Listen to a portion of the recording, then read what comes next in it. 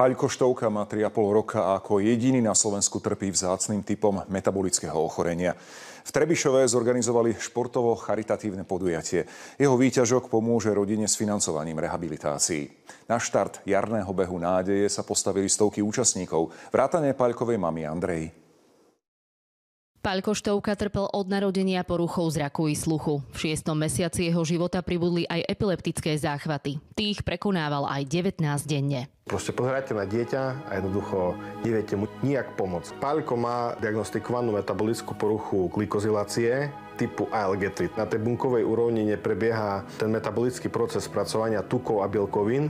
No a u neho to vyvolalo to, že vlastne sa mu nevyvinul tak mozog. Bol prvý na Slovensku. Čiže tým pádom, keby Bože chráň bolo druhé dieťatko, tak už kvôli Paľkovi budú vedieť, ako postupovať. Až mali možno zachrániť nejaké druhé dieťa. Čiže toto tak nás trošku ukľudňuje. Liečba tohto ochorenia neexistuje. V napredovaní mu pomáhajú rehabilitačné pobyty. 2 týždne však výjdu rodinu Štovkovcov aj na 3 000 eur. Kedy sa s ním cvičí, hlavku podrží s tými rukami, proste na nožky sa stáva, tak by sa chcel stávať na nožky, ale proste vidíme, že to má zmysel.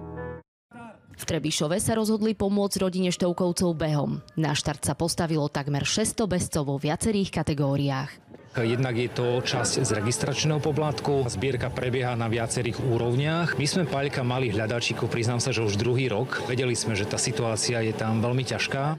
Sú ľudia, ktorí v podstate by veľmi radi nejak športovali alebo nejak behali, ale nemôžu. Hej, tak aspoň takáto nejaká to pomoc.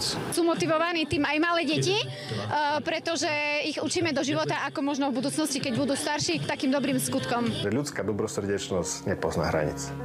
Ale na druhej strane je aj ľudská zloba. Keď nám zavidia, že máme napríklad auto nové alebo niečo, tak ja by som im povedal, že aj ja vám zavidím. Že môžete so svojím synom ísť hrať na ulicu futbal. Diana Gabriková a Ivana Leferovičová, Slovenská televízia.